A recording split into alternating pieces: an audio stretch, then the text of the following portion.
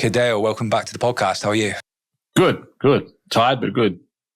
Nice. Why are you tired? I don't know, it's early for me. I had to get up early today, and I don't like getting up early. No, that's fair, mate. That's fair. So good to catch up again, mate. Obviously, a little bit is going on since the last time we spoke to you. We'll kind of work around to the film, which you put together, which you want to hear all about. But obviously, more recently, you've been back on the competition scene, like a phoenix, rising from the ashes. And obviously, most recent, you took on Xande Ribeiro and obviously got the win. But not only that, passed an impassable guard a couple of times, got to the man's back, put him on the floor, and had, what was a very dominating performance. So, tell us about that experience, mate. It was good. Like, I've been a big fan of Jiu-Jitsu for a long time. I remember the first year I started training, I think it was 2008. I remember going in a magazine store in Australia and seeing him on the front cover of the magazine. And in 2013, I think it was, when I competed against Gary Tonin. And Shanchi and Salo were there, and they were really, really nice and took me under their wing. So I have a lot of respect for them. It was a really nice opportunity to be able to compete with him. For me, it's been good getting back in a competition, not just the Jiu-Jitsu fight, but like all the fights that I've had so far since getting back, because it's kind of hard training. And I get to train with some of the best in the world. And it's really like hard on the ego when you're at a really good level, but like 99% of people think that you're very average. And I was kind of holding myself away from competition because I was really trying to make it in the film industry. And I just didn't want to try and water that down by, trying to compete. And I didn't want to compete unless I was competing fit, because for so long when I did compete, since even the Gary Tonin fight, which was one of my last fights before I really retired, I wasn't fit for that. I was doing a camp in Turkey. I was playing around, having fun. I wasn't even training no-gi. That was meant to be a gi fight. And then they said right at the end, let's do no-gi. So I did like a week of preparation back in Australia for no-gi, then flew out there. It didn't really have much of a bearing on the match. I was just trying to warm up into the match, and I got caught early just while I was really just laxing, whatever you call it. And then there was a couple of world championships I did, which I did really well with. Like, I lost to the eventual winner in both of them by like an advantage or a ref's decision. But I was never fit for it, and I was never conditioned. And I didn't want to go back into competition unless I was actually fit. But I didn't want to put the time in because I was really trying to focus on the filmmaking. So it was good to get a film under my belt, which obviously hasn't come out yet, which we'll talk about. And then give me some free time. And I just happened, there was a fight that popped up in Australia, in LA, which was the Blake Builder fight. And that was literally just the guy that runs Subversive. He lent us his mats for our movie. So we were talking, and then we get along. We know buddies now. And then he said, would you want to come down to the competition and, just come down and hang out? And I said, why don't you give me a fight on there? And he's like, okay, let's do it. He's like, I got this guy. He's just finished a fight contract with the UFC. He's a beast. You want to go against him? I was like, yeah, let's go. So I did that. And even in that fight, everyone rode me off. Like, nah, kid's going to get destroyed. And I won that. And then people were just like, okay. And then I went to Australia, and Lachlan Giles was doing the CJI Giles Trials. And he asked me if I wanted to be involved with it. I was training every day down there, and I just said, look, I won't be here when you do it. I got to go back to edit this movie. And then I was talking to my business partner in the movie, I'm so tired right now, executive producer Becca Buckaloo. And she said, why don't you stay back there a little bit, and why don't you compete? I was like, well, if I don't need to come back now, maybe I should. And then I said to Lachlan, I was like, hey, look, if someone pulls out and you need another competitor, just throw me in. And someone did pull out. So he put me in this 16-man tournament that happens directly before the 6-man round robin. And 5 of the 6-man in the round robin are already selected, and they're really good people. You got like Declan Moody in there, Bob Frias, who just won the Abu Dhabi Pro Black Belt World Championships. Who else was in there? Ali, I forget his name. I think Kazakhstan wrestler, like just a beast. Young kid Kai, that's like a freak show. He's got a phenomenal guard, and Bilal, who's got some of the most dangerous leg locks I've seen ever. And so I had to win this 16-man tournament. And in this 16-man tournament was full of guns as well. There was like my second round, I come up against this Commonwealth Games wrestler. So like I'm wrestling against a phenomenal wrestler. I destroyed my thumb in that fight. He went for a takedown early on. And I recovered, but like I bent my thumb in a way that like it's literally about 90% now, maybe 80% now, but it's taken so long. So my thumb was gone for the rest of the tournament.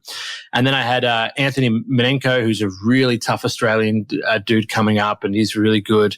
And then Uros in the final, or Uros, and he's really good Eastern European guy that lives in Australia now. And they're all big boys. So that was tough. Just winning that was really tough. And then going into the 6-man in a format that's not really suited for me because I've been working so much on my grappling and wrestling, not so much on my submission game for a long time. And it's just honestly, I don't really enjoy submissions. I don't know what it is. I don't really care for them. They don't do much for me. And I think like when it comes to winning tournaments or winning in grappling, I think being able to, you can accidentally get submitted by anybody, but you can't accidentally get positionally dominated by somebody. That takes far more skill to be able to control that. So I've always like focused on that since I first started in jiu-jitsu. And I thought, when I first started, like submissions were the thing. And then I was like, no, I want to be able to control somebody with using as little energy as I can. But now I need to go back to submissions because there's a lot of these submission only tournaments that are, really important right now. So I'm going to start working on them again. But the format wasn't suited for me, but I still did really well. I won 8 out of the 9 matches in that tournament. The only match I lost was to Declan Moody, who's not only phenomenal, but, I got kind of stuck against the wall early on in that match before anything happened. And my wall game in jiu-jitsu is non-existent. Like I go from, elite level black belt to white belt against that wall. So once he pressed me against that wall, which I should never have let happen. He basically slid me down, mounted me, took my back and choked me. But I would love to, I don't care to compete against Declan because I think he's a legend. It's not about that. I'd love to train with him with no walls for sure. Yeah, we went out there and trained at B Team for a few weeks, mate, and they were just savages out there, weren't they? It was so good. Yeah. It's not like I'm not a fan of the walls, to be honest with you. And the main reason I'm not a fan is because I'm not any good at the walls. So, once I practice on them and I get good, I'll be more of a fan of that. But I like the traditional flat jiu-jitsu stuff. But I'd love to train with him just to see how good he really is, because we didn't get a chance to really showcase anything. Because like I said, I got pinned against the wall by a brown belt the week before, the only time I trained against that wall, and he annihilated me, and I had no problem with him before that. So I had that tournament, and that was really good. And that got me a lot of respect from the community, which was great because, like I said, a lot of people just thought, well, if you don't compete, you mustn't be any good. And I was like, no, other people can have other hobbies and still be really good at jiu-jitsu. And then this fight popped up, the Xande fight, and Ricardo Amendolia, he messaged me and just said, look, would you be interested? I was like, of course I'd be interested. Like, let's make this happen. So we did. They asked for 205. I was walking around about 191. But I said, yeah, for sure. Like, I'm happy to make it happen. I was in reasonably good shape because I was coming off. I was in really good shape for the Giles Trials. I was training every day. And then I got back here, and the training's a little bit more sporadic here because we don't have that much training. It's kind of like, Tuesday nights, I'm trying to find training. Wednesday nights, I'm trying to organize training. Thursday nights, I'm trying to organize training if I can. And so, it averages out. I'm probably getting 5 days a week of training, and that's it. 5 nights a week of training, 5 sessions, which is still good. But, I'm piecing to get together the training. So I had that match come up, and I was ready for it. And I think it was stylistically a tough match for Xande. I think it made Xande look way worse than what he really is. Just because of my style versus his style. I think I'm the better wrestler in that. And I think my guard is really good. My guard passing is really good for his guard. So I think it was a tough matchup for him. The next, I can't even tell you guys what it is yet because it hasn't gone live. But it really depends on how long till this podcast will be live. A month, maybe 6 weeks. Okay, well, it'll be against Wagner Rocha. Nice. At who's number one in Miami at his hometown. So that'll be a much tougher matchup because he's a tougher wrestler and he's probably going to want to do what I want to do. So I think that's going to be whoever wins the wrestling is going to dictate that match. And he's just a tough dude and he's very smart. He's very tactical. So that will be a much harder matchup for me. But I'm excited to go at it with him. But yeah, I think the Xande fight was a stylistically a good matchup for me and made me look a lot better than what I am. It was a lot of fun, and it was just good to get a lot of appreciation from the industry, considering most people really thought I was bad. And I go through the comments sometimes and see some of the most ridiculous comments. Like, it's funny. Even now, even when like someone wrote, "Damn, he's not really good from Turtle, is he?" Like, out of everything you could have said, like I take down down one of the legends in the sport. I'm passing his guard the first or second time ever in his career, and the guy's like, "Yeah, he's not a very good Turtle." He's never had his guard passed, or he didn't have it passed for so many years. I remember when he was on the podcast here, and I couldn't believe it. I didn't know that at the time. And then when I watched the match and I watched you pass his guard twice, I was like, fucking hell, like, what's happening here? Listen, he's got a phenomenal guard, but I pass guards. I'll pass anyone's guard on this planet. I don't care. I'll figure it out. I think with the way I learn jiu-jitsu and the way I do it, as I'm a problem solver. And the longer I'm with someone, the easier it's always been. It's never gotten harder for me the more I've trained with somebody. So, you give me someone's guard for, 20, 30, 40, 50 minutes, and I'm going to figure it out. Most guards are quite simple. It's just most people don't try and figure it out. Most people just have a sequence of passing they try and impose on their opponents, where I'm trying to, figure out tactically what are they doing. I'm using, pattern recognition to understand their guards and trying to find holes in it. And then, once I do, then it becomes much easier. So I'm confident I'll pass anybody's guard on this planet. I'm actually confident I'll beat anyone on the planet as long as I have enough time to practice with them. There's guys that are like miles above me, don't get me wrong, like Gordon Ryan's and stuff like that. But I always think if we put me with anybody in the world and I had the time, I'm obviously 39 now, it's a little harder. If I had the time to practice against them, I'm going to figure them out. And I think there's very few people that have the same kind of mindset or problem-solving approach as what I have. But there's a lot of people that have far more desire than what I have, which makes a big difference as well. They're willing to spend 8 hours a day working on this when I'm willing to spend 50 minutes. And that makes a big difference too.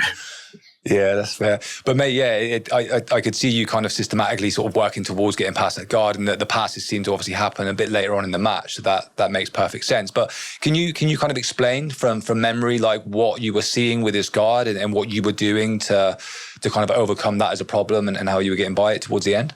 Yeah, well, I was worried about the closed guard more than anything because I'd heard he had a really good closed guard. I do have a very good way of opening a closed guard, which I used twice on him, which was great. And I think once I did that, I think he lost a little bit of confidence in that closed guard.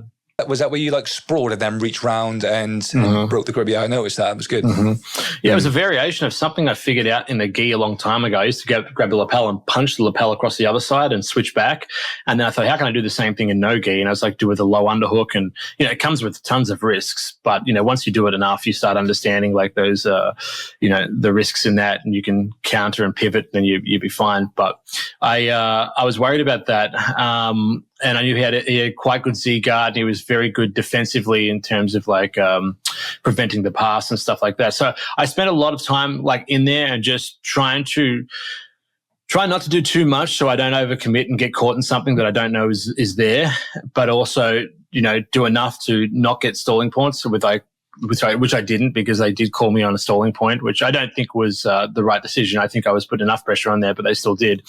But it's just trying to figure it out. And I was trying to look at the way he's using his arms, the way he's framing, what he's trying to do. Is he trying to get his bottom leg out? So early on, I remember I was using a grip on his armpit to sort of pin him down and just keep my weight on top of him. And I was using my other arm to block the bottom leg so he couldn't open up and go into like a K-guard entry or something like that. So, and I like to sit there and I like to sort of cook people. And, it's like that old saying, I think it's a frog they use where they say if you throw a frog in a boiling water, it'll jump straight out.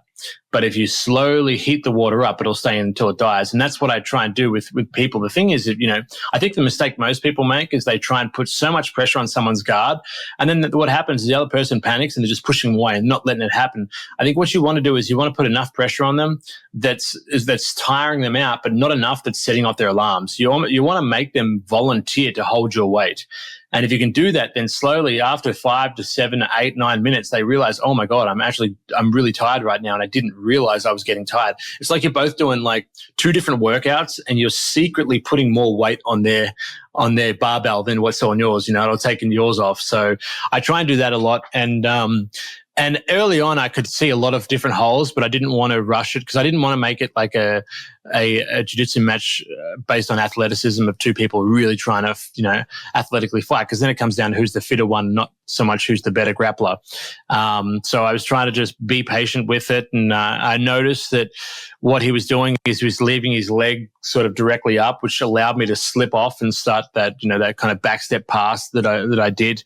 That happened a couple times. Plus the legs were slippery enough to do it. There was a couple other, situations where he was kind of like keeping his arms sort of together, sort of framing.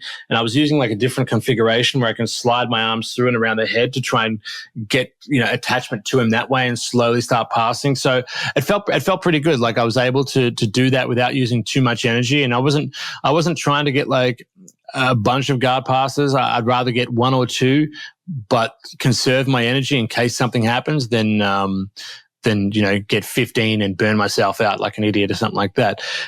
There was something he did quite well a couple of times where he would sort of grab my arm and push my arm down and try and flick his bottom leg out to go for a triangle. And I kind of felt that early on, so I was able to negate that a little bit, or at least, defend it enough so it didn't happen.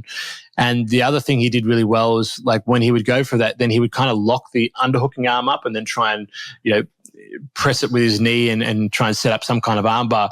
But I think the way I was holding, I wasn't really going for an underhook a lot of the time. I was using that armpit grip, which makes the distance long enough that it's hard for him to trap that arm. So I think the passing style that I was using against him was good enough to wear him down and find holes to eventually pass him, but also far enough defensively back that it was making it very hard for him to chain together any of his attacks. There was just a little too much distance. So I feel, conceptually, if he wanted me here, I was kind of playing here, if that makes sense. Yeah. And I think after, the first 5 minutes, the goal in the first 5 minutes was just to keep moving and try and get him tired. And not in a way of like, bulldozing him or anything like that, but just get him using more energy than me. And what I do quite well is I do things that require very little energy, but look like I'm really doing a lot of stuff, or at least I force them to move and react in ways that doesn't cost me much energy. And I feel like after 5 minutes, I could hear him breathing. And this is the thing, it's not just him, everyone and most people in jiu-jitsu, the first 5 minutes, they have this kind of adrenaline dump. And they use a lot of energy, and Hodge is one of the ones that doesn't do that. And I'm very, I have ADHD, and we happen to like perform really well under pressure, and we kind of like, I don't get stressed in there. Like I can think very clearly in there, and I'm very relaxed when I'm in there. Relaxed enough, like in the Giles Trials, where I would wait till the last 10 seconds before I would go for my attack. Just wait and wait. And the reason is because I had 1 arm for starters, but 2, I knew that they're very fit, strong boys, mostly juiced up guys. And I'm like, they're hard to take down in the first 5-6 minutes. But if you get them tired, the 7-8 minute, it's like to take them down is so much easier. And the chances of them trying to submit you is so much more difficult because they lose a lot of their energy and their strength. So you can take them down, whether that pop your head out. So I have that,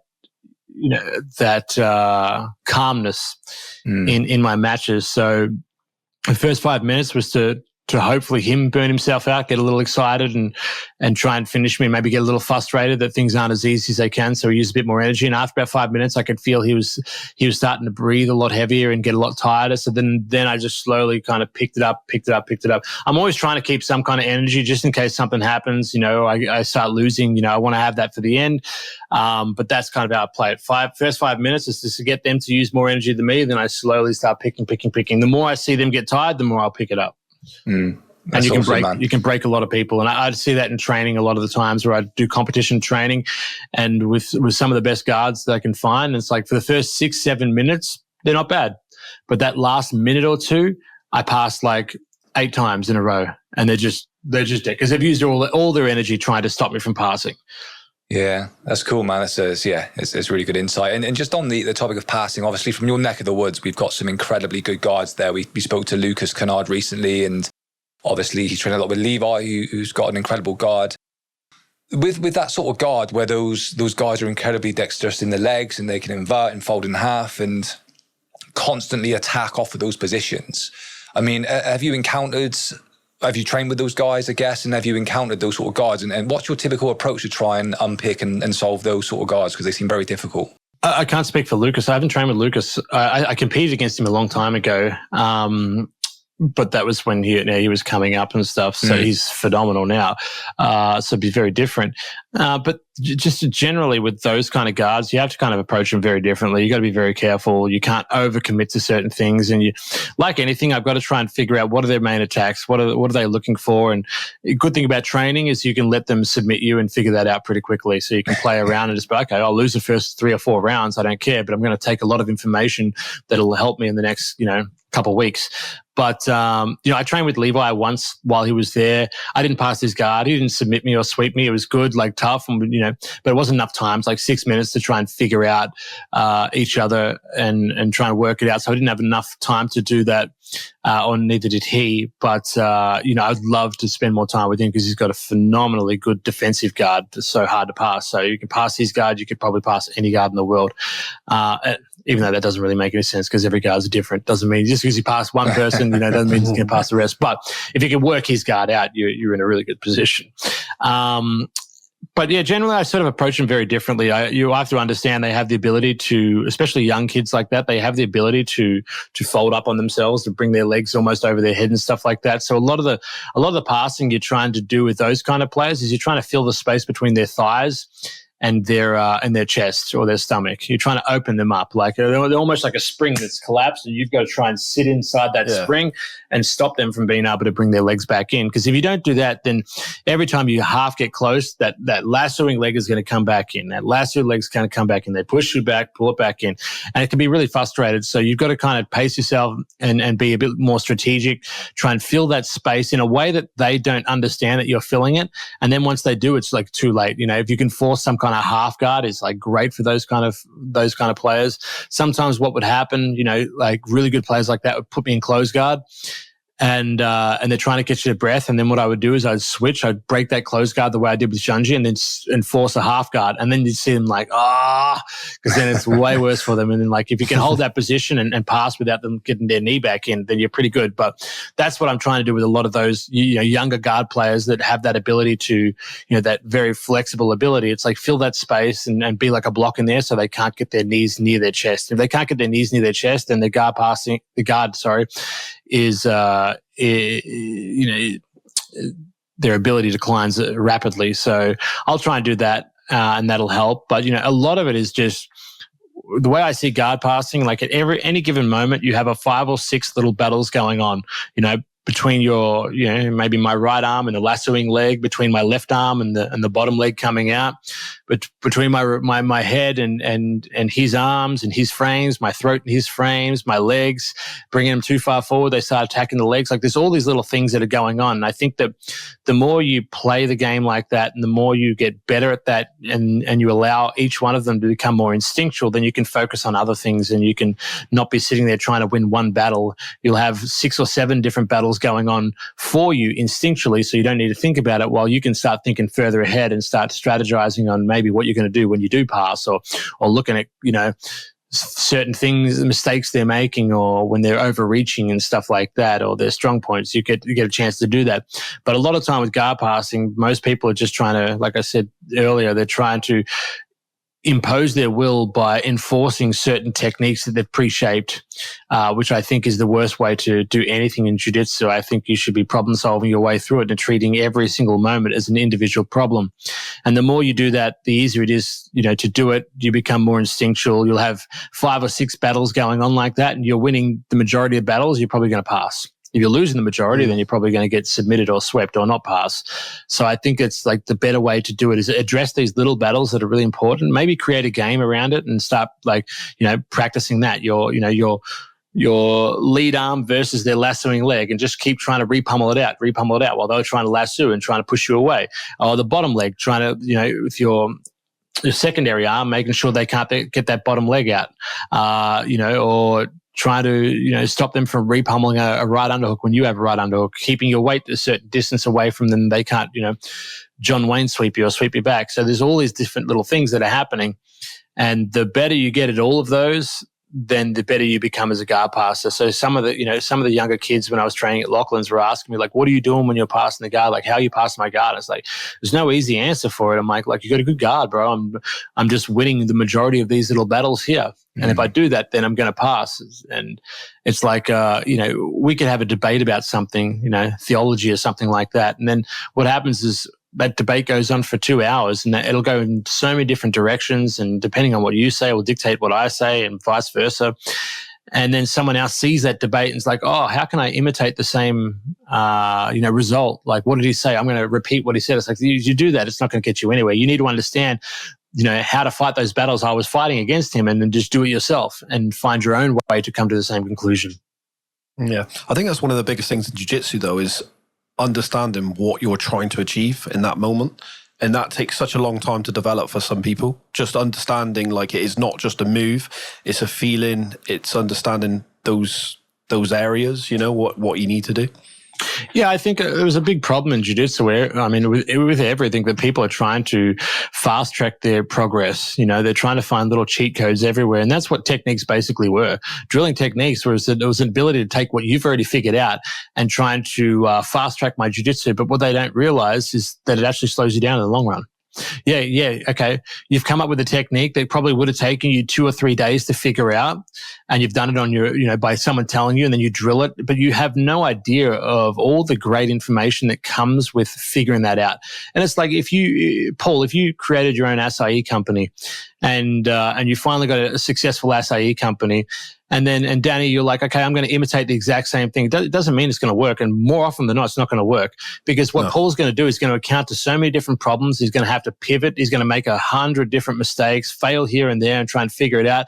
And then by the time he does become successful, he's going to understand a lot of different principles when it comes to that. And he'll have far more, success opening a new place and stuff like that, where that's kind of what happens in jiu-jitsu is like, someone gets shown a technique and they drill it and they're copied. So they put themselves here, where it takes me a long time to figure out this thing. But then once I figured that out and I'm finally there, then it's far easier to figure it out more things. And they found that like the memory system in the brain is like a scaffolding system, and that the more information that you have or more experience you have in that certain area, the easier it is to learn new things in that area. And what happens in jiu-jitsu is we tend to learn backwards. We learn something and then we practice. Where the way I did things is I practiced and then I learnt from my mistakes. And that weighs so much heavier when it comes to knowledge and experience. And if more people knew that in life, they would get a lot further. And that's the only reason I've been able to, not just represent the highest level in jiu-jitsu. I represented a state level in football, a state level in hockey. I was the top gamer online as well, like one of, and obviously not the highest, but if I had spent more time, I would have for sure. I've tattooed before. I've done a lot of art. I've made a movie. I've acted in $23 million things, and I've done a lot of different stuff because that's where I do nunchucks, different martial arts, because I throw myself in there, I practice, and then I learn from my mistakes, where most people are trying to learn and then practice that. So I think it's a big mistake most people make, but what they're really trying to do is they're trying to find a shortcut that is slowing them down. And I saw Jiu-Jitsu Giant say something about this the other day, and his theory is that like the reason why people are getting better in jiu-jitsu is because it's handed down information. Like more information is getting handed down, new information, like people are working things out and then you're just copying and copying and copying. I definitely disagree with that. I think that's a very linear way of looking at things. I don't think you need that at all. I think what you're doing is people are figuring out new possibilities, and that's what's making jiu-jitsu a lot better. And you're just getting exposed to people that have those new games and stuff like that in new areas with the same mentality. What I'm saying, like I said, I started late in jiu-jitsu and I learned it very quickly. And then I took a lot of time off and jiu-jitsu changed. And then I come back in, I was like, oh shit, all these leg locks and stuff like that. Now my jiu-jitsu sucks. But then like very quickly I learned them again, just because I was exposed to those kind of people. And I think what you just need to be, and it's just going to happen naturally, is you're exposed to people that use these new techniques and new possibilities, and you still use the same problem solving method. You're going to be far, far further ahead of them. So I don't think that the technique route is a good route for progressing in jiu-jitsu, and I think it slows you down far more. And the only reason that I'm able to be here having this conversation with the small amount of time that I've trained compared to most people at my level is because I trained in the better way to train than what most people do, and not because I'm smarter than anyone or anything like that, just because I have ADHD and I don't like listening to techniques and I want to try and figure things out myself, and it happened to be the best way to learn something. Yeah, man. And you mentioned earlier that you obviously want to focus on submissions because grappling, it's definitely a strong area for you and it's where you've enjoyed training. And with obviously sort of grappling exchanges, whether it's passing guard, whether it's wrestling on the feet, it kind of starts from a bit of a neutral position and someone's trying to, I guess, create some sort of offense against you, and you can start to kind of unpick that and then start creating an offense for yourself. With submissions, would you scale that down to more isolation type training, or would you look to start in particular positions to then develop submission sort of learning or technique with that same sort of approach to learning that you use? I wouldn't do it for myself just because I can already get to those positions against people, and I don't like the problem with games. One of the problems with games is that it's your task is obvious to the other person and they can kind of cheat the game because of that. They kind of know what you're trying to do. They know what you can do, and it kind of limits you a little bit. That's why a lot of positional sparring is also a little bit trash, is because they know your like one or two different objectives, and it's very easy to defend that when they know. And what happens is it becomes less honest, less sincere, because people know what you're trying to work on. So they already have an idea. And a lot of jiu-jitsu is deception. It's trying to deceive your opponent and make them feel like you're doing A when you're really trying to do B or C. So I wouldn't personally do it like that. The only time I would do it like that is if I couldn't get to those positions and I need to get there, But then if I can't get to those positions, why am I working on submissions from there as well? Maybe I should just be working with beginners that I can get to those positions. But for me, with most people, I can get to I can pass most people's guard, I can take most people down. So then it's just focusing on, instead of what I usually do where I'll let people recover and they'll go back into their guard and then pass again. It's like, well, now I'm going to hold them here and try and really work on forcing them to escape in a way that I can find a submission. And I can usually do that. The problem is it just requires a lot more energy, and I just don't like putting any energy into anything. I'm like a very lazy person, and I'm a very energy efficient person, not lazy, because when I love something, I put a lot of effort into it. But I try to be energy efficient, and I feel like a lot of submissions are not super energy efficient. A lot of them involve a lot of squeezing and holding, and maybe I'm just not that good at doing it. Maybe that's the problem. But I feel like, when I get to a position and they're putting a lot of pressure to escape, and it's like a little bit of work, so I'll let them escape. And then I'll go to the next thing, But to get better at that, I should be probably trying to spend less, allow them, less escaping time and room, and trying to find the submission and just being more submission orientated, which I can do. And like I said, another problem is like injuries. Like I have a lot of bad knee injuries, elbows, wrists, fingers, and submissions seem to aggravate those situations more than anything. Just even me trying to, I used to do Kimuras all the time when I was younger, but then both my elbows were like clicking in and out and they don't straighten. So if I was doing Kimuras, they would hurt. My wrists were the same. Even for the Xande match, my thumb was destroyed. This wrist, like I can't bend it further back than this or this. And if I do, I get such pain here. I don't know what's going on. So I'm like grabbing things. Like I feel like I lose almost all my strength. So I've got to try and like hide in the areas that I can at the moment. And submissions seem to be the first thing that like drops off of that priority list when it comes to like keeping, healthy, not just for myself, but like the submissions that I'm trying to do as well. So I just feel like I like jiu-jitsu because I can let people roll, let people move, and not try and fight it with my own body as I'm getting older, if that makes sense. And I feel like submissions don't help with that. Yeah, no, it does make sense. Yeah. Yeah. He smirks at me every time somebody mentions like age and injury because I'm riddled as well, mate. Broken, mate. Yeah. He's just he's just broken, mate. Yeah, I guess I was thinking more from just a time perspective, because you made a comment earlier, and it was maybe sort of in jest, I don't know, but that you only train, maybe sort of 45 minutes, an hour a day, or however much it is. I guess if you are limited with time, and you're spending a bit of time getting past guards and doing that sort of thing, does it give you enough exposure to those dominant positions to be able to create a good submission game? Yeah, usually yeah. I can, no matter who I'm training with, I can pass them a couple of times and get some mount position and stuff like that, and find enough time in there, or take them down into position. So for sure, I just got to be more disciplined when it comes to applying it. And I've explained to you my reasons why I tend to not want to do it, but in the end, if I'm in a submission only tournament, okay, maybe my body isn't the top priority. It's getting the submission if I want to, have that. I don't love submission only tournaments. I really do enjoy tournaments with points, because I think that the problem with submission, and I haven't been doing submission only, like my submission only is still scored by a referee. So the positional stuff counts, but it's more like an MMA referee. But in a strict format, whereas they don't give a shit about the positioning, it's only about the submissions, I probably wouldn't do that. It wouldn't be good for my style. I just don't enjoy it, because you lose a lot of the beauty in jiu-jitsu in those transitions, because you don't know which one of them which of them are actually honest. Are they just dropping and letting people pass because they're trying to get some kind of weird submission from a side control, or and I find it very unenjoyable to watch, and I would find it even more unenjoyable to participate in. So I definitely prefer the point stuff. But for training, I would just be trying to spend as much time as I could just trying to get a couple submissions every round as well, which shouldn't be too hard, and I just kind of avoid that for a long time. It's funny, when I first started avoiding it, I remember people saying they go, "Oh, Rob with Kit," man, he didn't catch me. But they'll be like, "Bro, he got 67 points on you," and doesn't matter.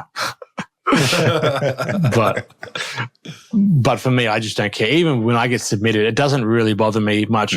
If someone takes me down, or if someone sweeps me or passes my guard, that's going to irritate me for a long time. But if they catch me in some kind of leg lock, it means nothing to me. I'm just yeah, cool. My worst thing is when someone just dominates me. I fucking hate that. I wouldn't care. Again, if someone submits me even by passing my guard and just submits me quick or catches me something, I'm like, it's fine. He's a bit better than me, whatever. But if someone passes my guard, just pins me and I can't do anything, I hate that more than anything. I think, oh my God, I am dog shit. You know what I mean? You can make one mistake and get submitted, but you can't make one mistake and get, positionally dominated. That revolves in a lot of different mistakes. So I feel like it should be like that, because, you can just say, I was trying something and caught me with a leg lock. I just missed something and I thought this was the right thing to do. But if you can't say, I was trying something, then he passed my guard, took my back, took me down, did this and that. You'd be like, no, you were trying a lot of different things, because there's no way that one person, one mistake is going to lead to that kind of positional dominance. Yeah, it's very true, man. And just going back to the Giles Trials, obviously the kind of the kind of ranking system of certainly the round robin was obviously around submissions. And obviously we watched we skipped through and pretty much watched just yours and Declan's matches. In fairness, it was a very long day, but for me, you were definitely a standout, because you got through that initial tournament, and then you did very well in the round robin as well. But obviously, you didn't get the spot because of submissions. Were you a little bit frustrated, given the quintet event style that the CGI2 will be running, and that submissions, although they're good, actually someone who can just grapple and maybe see out a draw to knock out a big competitor is also an advantage? Were you frustrated that was maybe the case? I wouldn't say the word frustrated, because I knew before I got myself into it that it wasn't suitable for me, and there was a very small chance that I was going to actually win it with that format. For me, it was just about a bit of fun and going in there, so I wasn't frustrated about it. And I don't really care that much about the CGI or going to compete in the CGI. I shouldn't say I don't care. I do like the CGI, and I like watching it. I like what Craig's doing. I do want to compete in it, but it wasn't like I have to win this to compete in. I could probably get a match through some kind of super fight or something like that, and there's other teams that might pick me up as a wild card as well. But even said that, it's not the perfect rule set for me right now anyway. So it was more like I know what I'm getting myself into, and the stakes are pointed, harshly away from me. So if it was something that I was like, I need to get into this and I need to win this, then I'd be, frustrated and I would want a different type of rule set. But I knew straight away, going in that this is going to be really tough. So even, like I said, even though I had, other than I had more wins than anyone on the day because I was in 2 different tournaments, but, Declan won every single one of his matches and I won 4 out of the 5 matches or 5 out of the 6 matches in the opening one, but it didn't matter because what they were taking submissions in. I don't think that's the best way to pick the best winner. I think the winner should just be selected by a panel looking at it and just going, okay, look, all right, this guy got more submissions, but like seriously, who's the better people? And I think if they'd chosen that, I might have been able to get in. But just the way it was, that there was no room for anything like that. And I think that's, a lot of the people online have said that, like, how could Kit not get in? Da, da, da, da. But it's just, that's the way they did it. So, the guys that are going in are great, Bilal and Declan. So that's fine. I have no problem. But being fatigued going into that, mate, has a huge impact. You know what I mean? Like if you were fresh, it might have been different again. You know what I mean? It's like that would have exhausted you before you even went into that. Yeah. I'd like to have seen you fresh going into that. It would have been really good to watch. Without the thumb injury as well. Without thumb injury, fresh going into that. I think the freshness is less of an issue than what my thumb was. The thumb was really bad. Like that really messed with me. If you watch from second round onwards, you don't even really see me grab a proper grip with my right hand. It's almost all cupping and stuff like that. That was the worst part of it. And most submissions require the ability to hold with that, with one of your hands, especially your lead hand. So that was what caused more issues than anything. I didn't mind there's 2 reasons why I didn't mind doing the 16-man tournament straight away. It's like, sometimes it's easier. You get a bit of a warm up and you lose that adrenaline. So you're just kind of flowing a lot more. And you don't have you have far less nerves and stuff like that.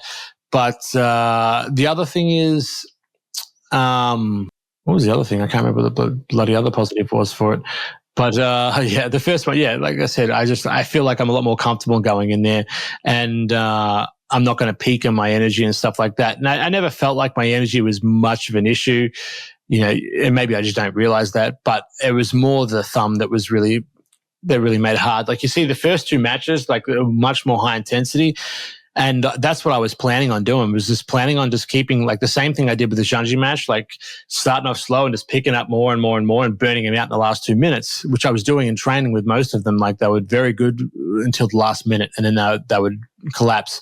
But doing my thumb, I couldn't do that. So then what I was doing is I was trying to let them attack as much as I could and let them try and bully me and throw me around and slap me on the back of the neck and do whatever they wanted to do, use their energy and get frustrated. And then the last, minute, go for that last takedown or something like that, or that guard pass just to seal it, because I couldn't afford to continuously do that with the thumb. And the thumb was so painful, dude. I couldn't grab anything. Now it's much better, but and that was months ago. So that was what hurt me more than anything. And that was the other thing. The other reason why I didn't mind doing the 16-man tournament was it takes so much pressure off of me. Because then I'm like, okay, well, if I lose, I should lose. So that's nice. And if I win, it's even better. So it felt like for me, the tournament was even better for me because I had to do that. And I had to go through that with absolute animals. It could have been that 6-man tournament as well. So I also liked that it took the pressure off of me.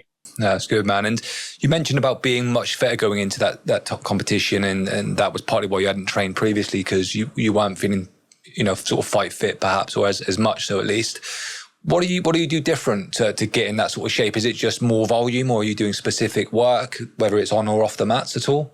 For that one, it was just training, because we did the movie from, I think, August to January. I didn't train at all because we're doing the movie. So I was doing weights and stuff like that just to get aesthetically in shape, but I couldn't risk training and hurting myself before the movie or something like that. Or getting a black eye or anything like that. So I didn't train at all then. And then when I was coming back, without putting effort in, like today, as soon as we finish this podcast, I'm going to go train down at the Coop in Santa Monica, and that's could be a 45-minute drive. Or I might go up to Homelo's Northridge and train with Victor Silverio, which is going to be another 45-minute drive down there. Or Frogtown, that's 20 minutes to the right with oh my god, I forget his name. really good guy. He come from Marcelo Garcia's, one of the older coaches that was there. He was like the best guy there. I really apologize if he sees this. I'm just terrible with names, but he's running it there and he's great. Or, Henzo's, which is 5 minutes away, which is awesome. But everything else is usually like traveling around to find these kind of things. So, at the time that wasn't my priority. It was, the film and filmmaking and stuff like that and writing. So I was trying to do as much as I could, especially the last three. Before the movie, the 3 years before that, I was spending 14 hours a day just writing. And I wouldn't even leave the house without taking my laptop. So I was training like 2 times a week, if that, for then. So when I went back to Australia, I had plenty of time. My brother, Scott Dale, who's a great director, and he got into jiu-jitsu a couple of years ago as well, and he's getting really good as well. So it was fun to go train with him, and that's what was enjoyable there. So I was training every single day there, and I was like, my body was so sore, dude. I was going with these young kids, and they're really good, and a lot of them are on even performance-enhancing stuff, so they're absolute animals, and they're phenomenally good too. So like I'm there, 39 years old, just started taking creatine. That's the only supplement I'm taking. I don't even drink coffee. I don't take protein shakes. If I have a protein shake, bro, I get a stomachache just because I don't have that. It's like I'm not used to it. I'm just eating clean and stuff. So that's difficult. No, my body was like killing, but I slowly started getting used to it. Slowly. But I mean, for a while, my body was destroyed.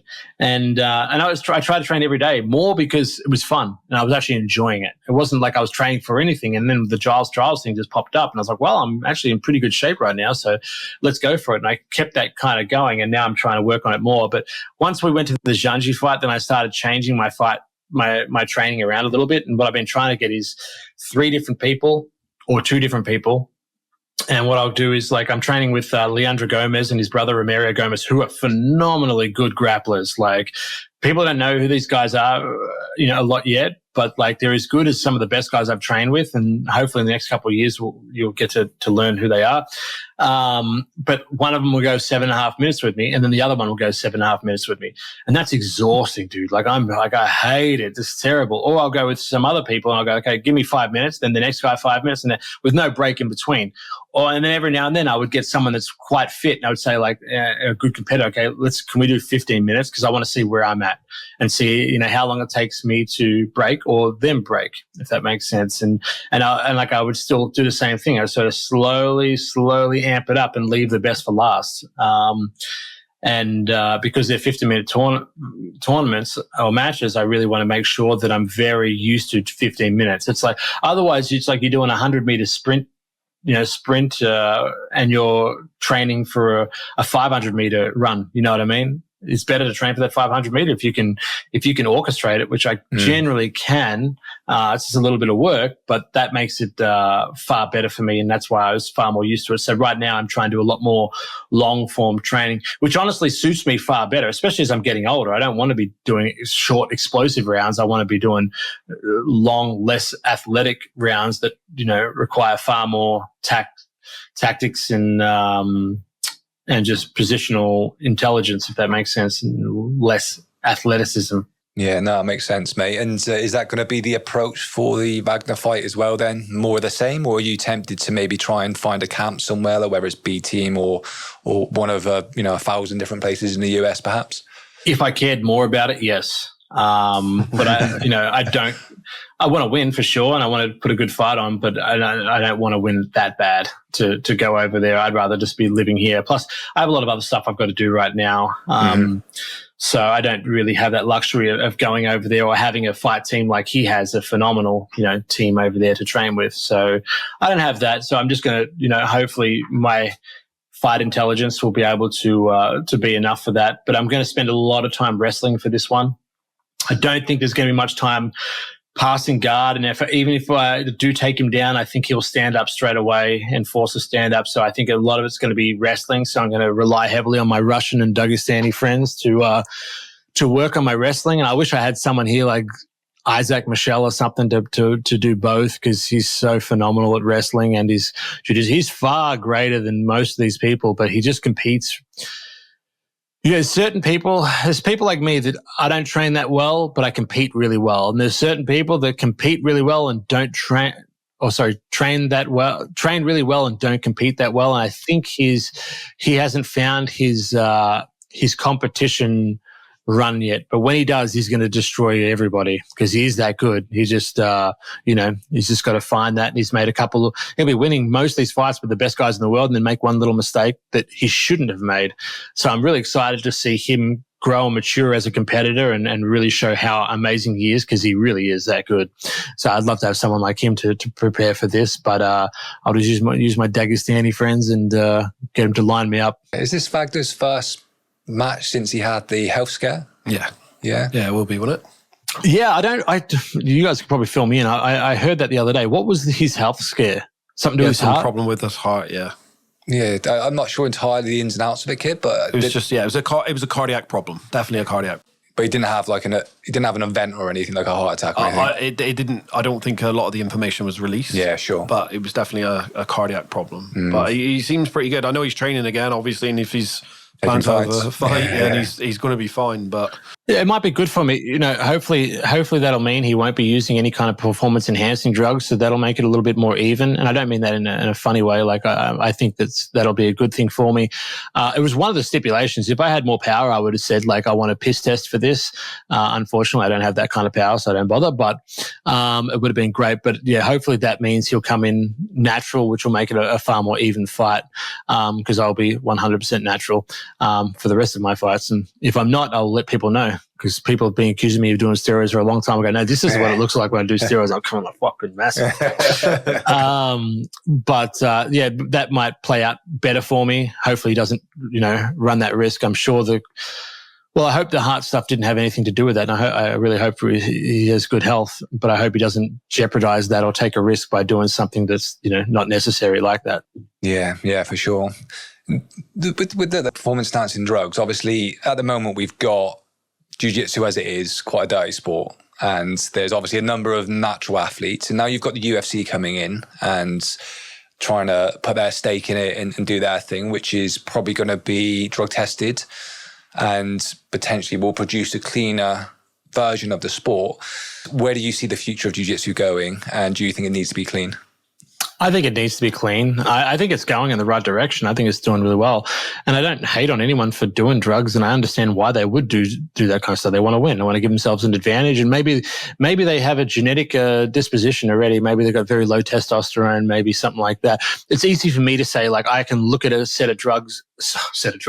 I can look at a set of weights and put on muscle. You know what I mean? It's easy. I have my family are like genetically gifted in that sense of like putting on muscle. So, someone said that in the comments the other day. I said, maybe genetic freaks should be banned from competition. So there is a lot of gray area that I understand, and I can understand why certain people would want to do that. And maybe they want to go into a much higher weight division. But, to be completely fair, everyone should be tested and no one should be allowed to do it. I think it's dangerous for the athletes.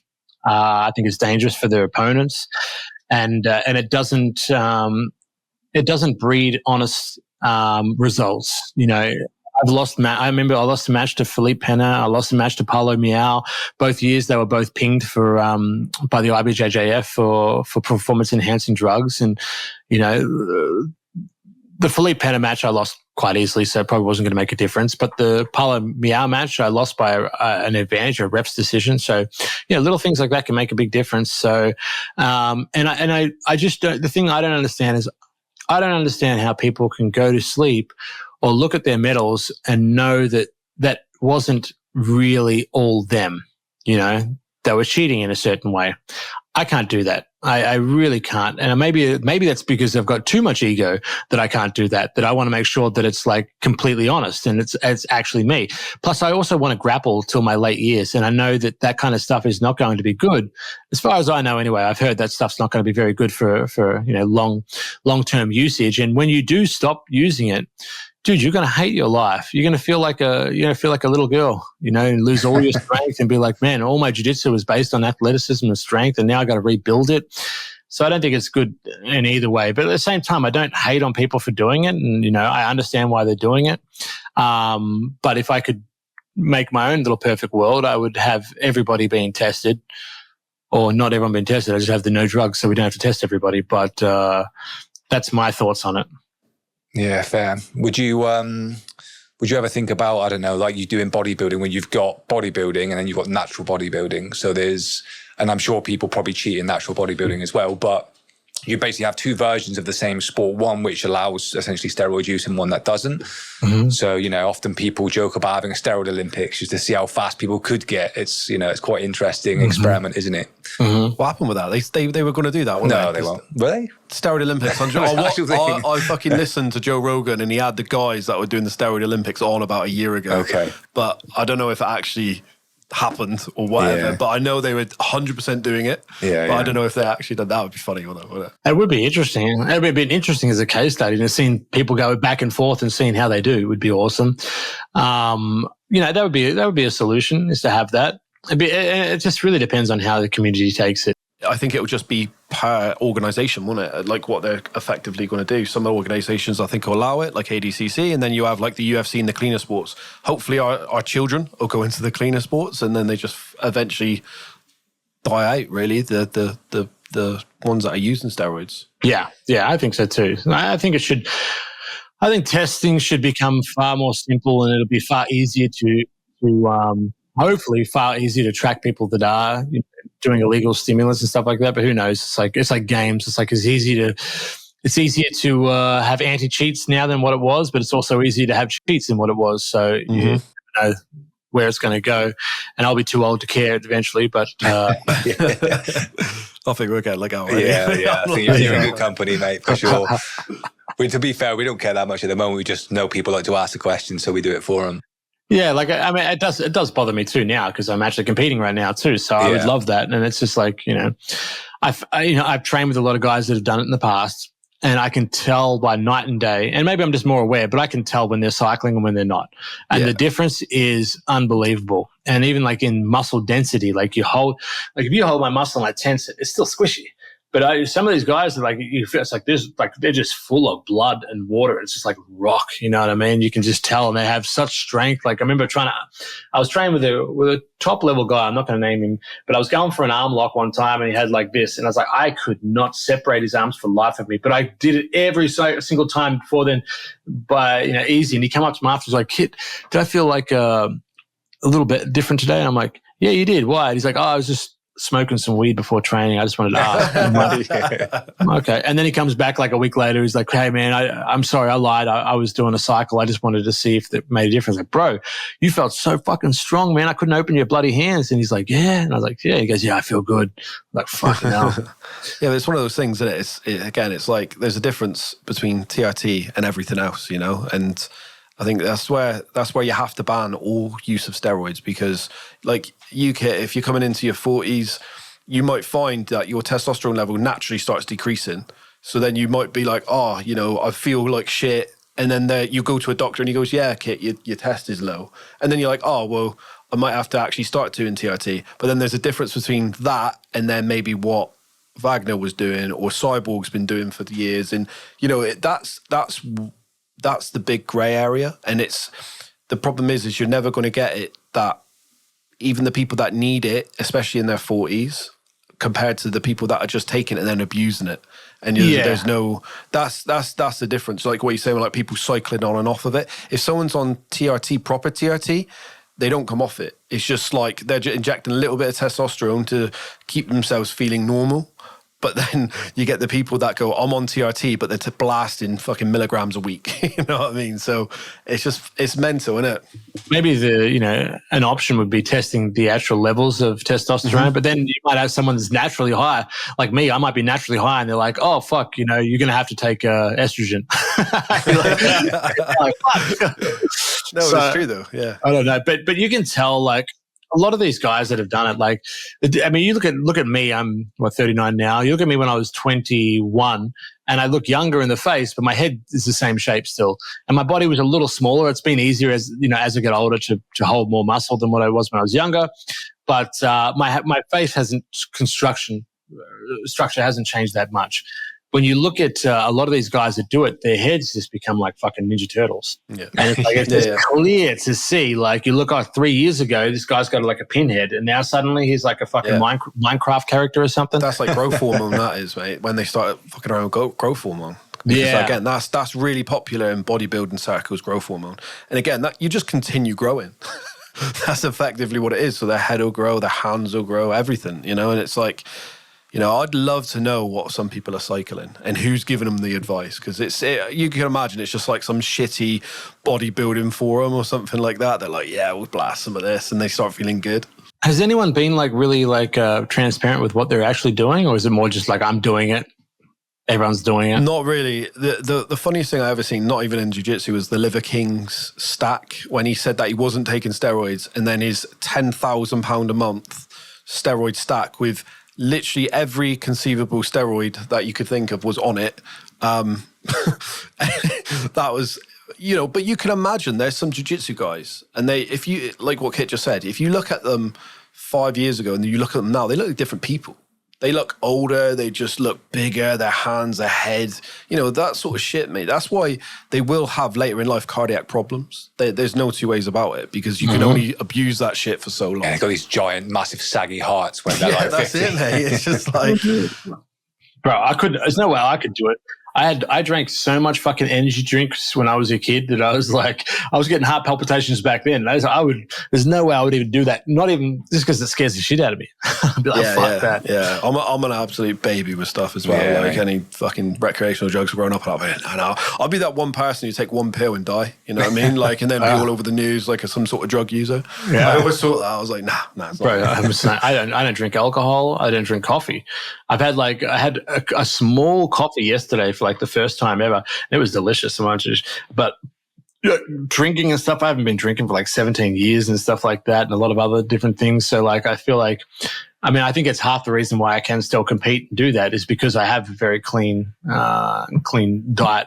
But it's not just because I want to be super healthy. It's also because I'm actually scared of what I put in my body. I don't even like taking like ibuprofen and stuff like that. I have almost like a paranoia of like taking something. I'm like, what if I have a reaction? What if I have this? So like steroids is in the last fucking list of like things that I would even consider doing because of that as well. Yeah, no, I feel that, mate. Mate, tell us about this film. So last time we spoke to you, you were obviously in the process, I think, of putting it together. That was a little while ago, and now we've got a film. It's finished, but it's not out yet. Yeah. White belt movie. So yeah, tell us everything. What can you tell us? Anything really. It's I'll start from the beginning. It's a like a sport combat. Comedy, sport comedy. And it's, revolves around me, who's an instructor of this school, when this girl comes to train in the competition class, and I don't want her to train in there, and she, basically threatens to sue me if I don't let her train in there, and then I'm sitting there trying to figure out as many ways as I can get her to quit without, getting sued or something like that. So, and then I discover who she really is, her identity, and it's something that like can benefit me, so that we make a deal and it goes back and forth. And then we have characters that are actually, big characters in the jiu-jitsu scene that are portrayed in the movie or playing in the movie as well. And it's a really fun, a fun little comedy action movie where it leads up to her competing at the ADCC regionals. And it's being edited right now. We're sitting in with the editor every couple of days at the moment, and going through, which is so great because the film's in a really good position. But then when you sit down with the editor and we're like, I don't love that coverage. What else do we have for that? And we see different coverage, like, oh, that works so much fucking better, and this works, and like funny parts, and like, we had a cast of 65 cast members. We had 55 crew members, shot in LA. We had to shoot it very quick, 16 days, because it's ultra low budget, but it was so fun. It was so awesome. It was such a cool set. And I think because me and Becca ran that set, and, we ran it like little kids having fun, and everyone else felt that. And also doing comedy is fun for everybody because, everyone gets to laugh while they're shooting it, compared to if you're shooting let's say a really fucking melodramatic movie or something like that. You can sit there and just be like, oh, this is fucking dark. But it was really enjoyable, and we should have a picture lock within the month, and then it'll be 6 weeks with sound design, 6 weeks with a composer, and then we're going to see what we have and decide whether we go for a festival run or straight to a distributor and try and get it on some streaming. But we're really happy with it. And I think that not only the jiu-jitsu community, but like everyone else watching it is going to really enjoy it. And we've had, great feedback from people that, one, we sent the script to, and two, we sent the movie to. And the cast was fantastic. Like to have an ultra low budget and get the crew and cast we got is almost unheard of. I mean, it's almost unheard of to get a movie made, and then to have that and have everyone perform so brilliantly, and it's really like well above what we should have been able to do.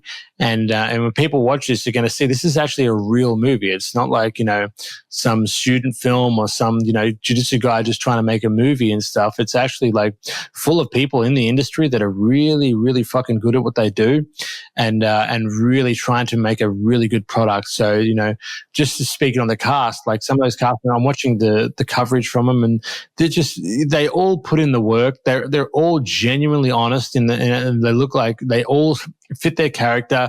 They come in with different options, playing with different dialogue, and I think that was a good thing, is where I allowed them, flexibility. I wrote the script with Becca, and I was like telling them, like, feel free to like improvise a little bit, and we'll just use what we have. Give me one for me, and play around. And they all come with brilliant stuff, and they were doing so good. So I think it's going to be really fun and enjoyable. No doubt everybody's going to laugh, and I think at the end, people are going to feel something too.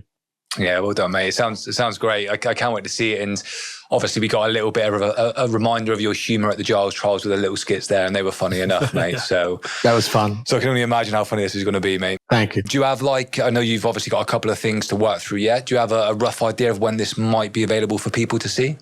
I reckon around September to the end of the year, to be safe. We should have it out. And like I said, it really depends on whether we go into the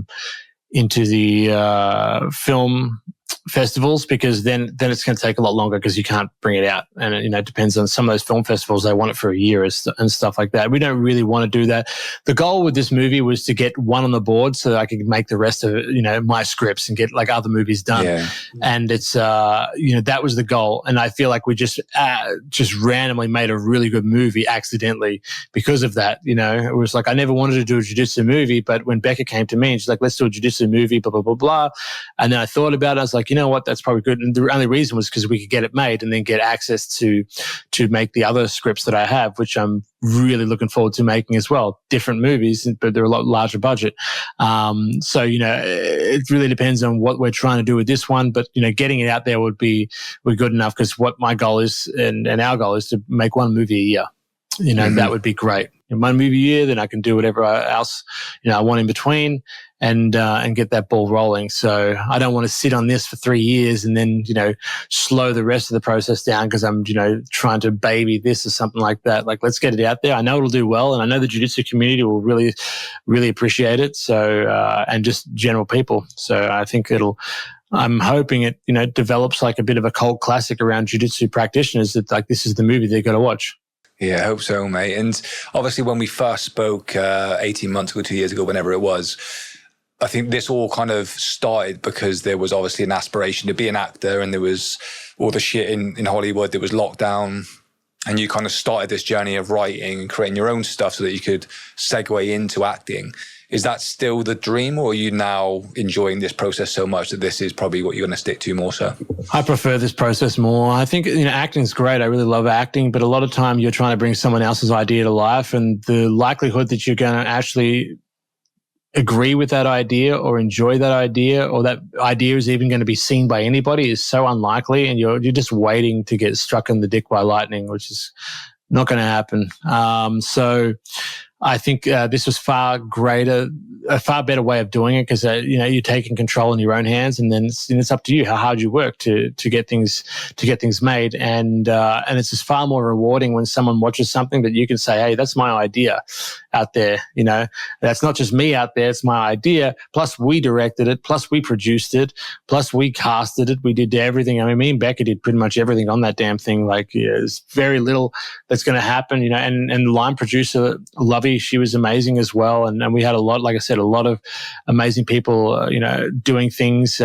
Carolina, she was her first role in a movie, also her first role in being a script supervisor, and she destroyed that and did such a good job. So there's a lot of, people that, our DP was phenomenal, Nick, and, our first AC that was doing the focus pooling was just amazing. I watched a movie the other day, a friend of ours, and it was like $1 million budget. And it was just absolutely terrible, and it was out of focus most of the time. So even little things like that, we're not going to have those problems, So I really enjoyed making this, and I want to do the same thing with the team that we have, with the people that we met, take some out that didn't really fit, bring some more in that do fit, and make it bigger and bigger. And I would love to have a life where, eventually I'm making, massive movies that everyone gets to see.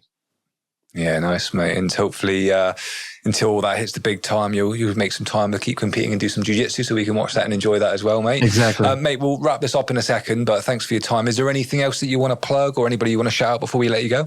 No, if people want to learn from me, you can go to kitdaletraining.com, where I have all my programs, Art of Mastering Jiu-Jitsu, Art of Mastering Takedowns for Jiu-Jitsu, the task-based games. And I'm soon going to have a guard passing masterclass, which I should be filming next week, which I think people are really going to enjoy. I think it's going to be my best product so far, because it's something I feel like I'm probably as good as anyone, if not better than anyone, when it comes to guard passing or figuring things out. So I think that'll be a really good product for people to buy. If you want to support me, go there and check that out. I'd really appreciate that.